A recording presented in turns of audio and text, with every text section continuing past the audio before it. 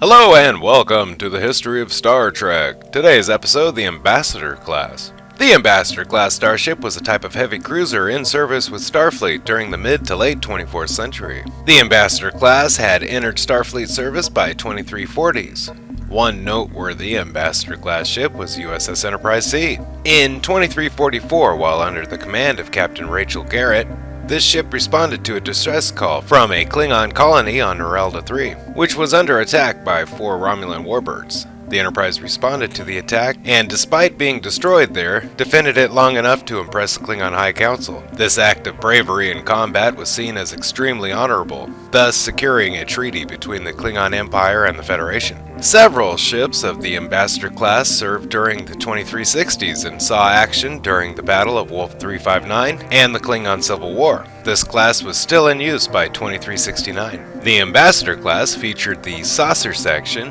Engineering section, and Warp Nacelle layout common to most Starfleet vessels. It was intermediate in size between the Excelsior class and the Galaxy class. In addition, the class boasted at least 3 engineering levels. A number of Ambassador classes were constructed with minor altercations from its original design. The Saucer section's connection to the engineering hull was shifted slightly aft, with the nacelle pylons assembly moved to a corresponding distance in the same direction. Cowlings were added around the Buzzard collectors, making them appear to be closer to that of the Galaxy class, while the impulse engine exhaust changed from a blue to a red glow. The lower sensor dome became the most elaborate and closer in appearance to the Excelsior class, and the deflector dish was modified. Finally, the width of the shuttle bay was increased, and a second facility resembling that on the Excelsior class engineering hull was mounted directly underneath the original one. The graphics were upgraded with the Starfleet insignia of the late 2360s.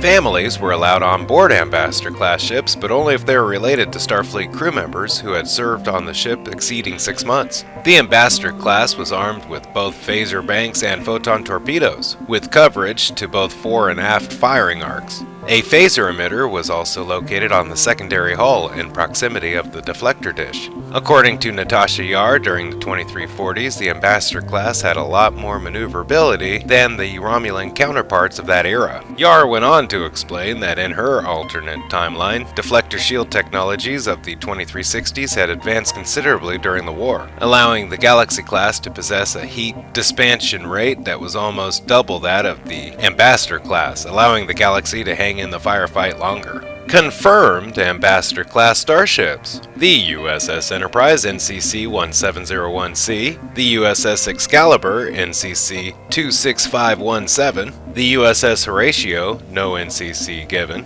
the USS Yamaguchi NCC-26510, the USS Zakov NCC-26136. Possible Ambassador classes: the USS Adelphi, the USS Ambassador, the USS Exeter NCC-26531, the USS Gandhi, and the USS Vladimir.